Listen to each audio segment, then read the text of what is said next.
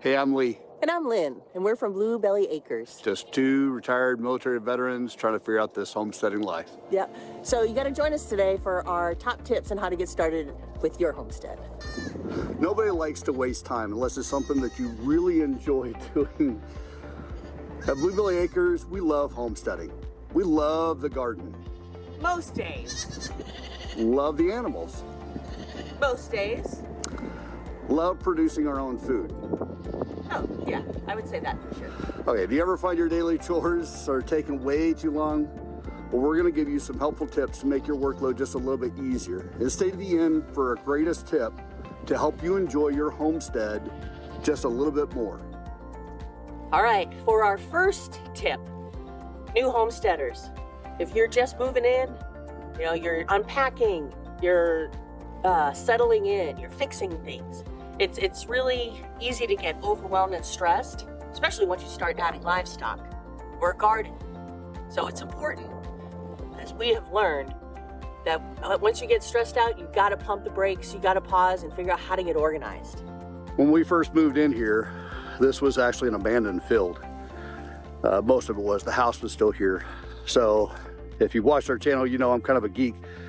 I actually hopped on Google Earth, mapped out the area, ended up figuring out exactly where we wanted our fences. I think it's so important, especially if you plan on having animals, you want to be able to know exactly, because trust me, nobody wants to be pulling down fences.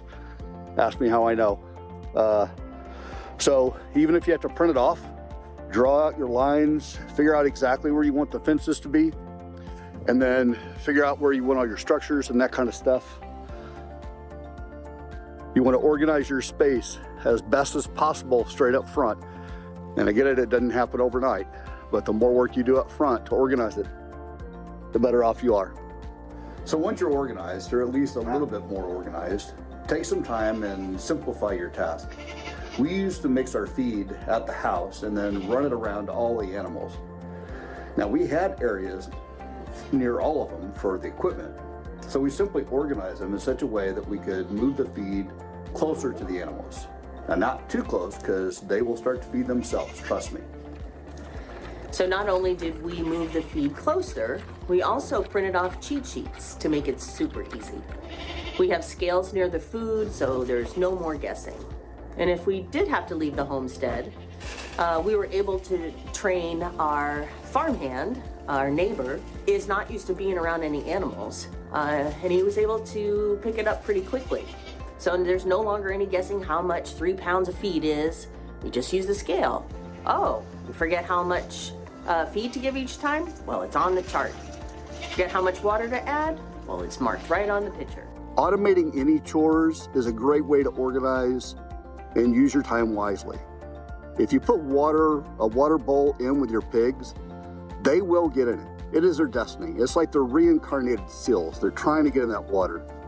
And changing and cleaning these every day just adds to the pain and frustration really quickly. So we came up with a way to automate this, and we simply add water. You can see the food bowl here, or the water bowl, sorry. It's just a 60-gallon pickle barrel.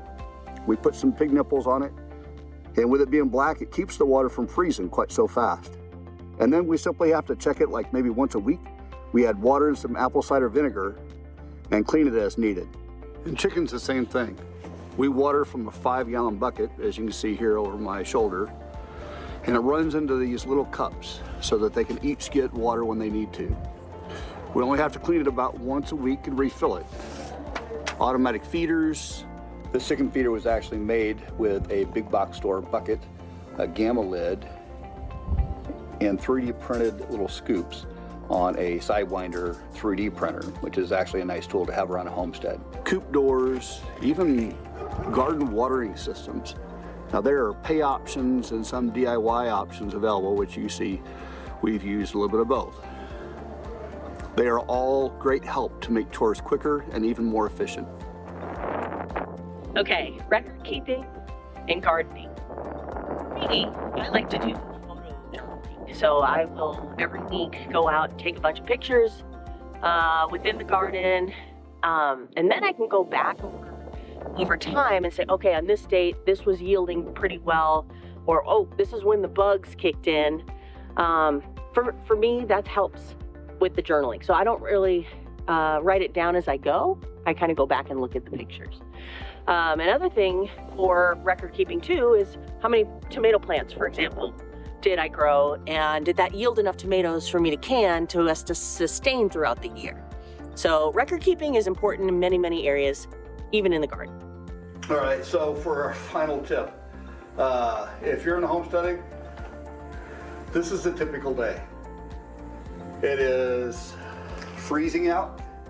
I am soaking wet. I am covered in mud. So what do we do? Make your homestead nice. You don't want your homestead to be a place where you come home to and you're stressed out. Have nice places to go. I realize that it's important to have spots for the animals and for the garden and all that kind of stuff, and you're gonna have tough days. Have sanctuaries on your homestead. We have a beautiful deck. We have an outdoor kitchen. We put a pizza oven up on top of the hill. But it's so important to be able to go in and have a nice place that you're proud of, that you can share with your friends, share with your family, but you have to have that to be able to unwind. So, you ever thought about maybe doing a renovation? Build out back, maybe even add a fireplace? What do you think? Maybe? Sure.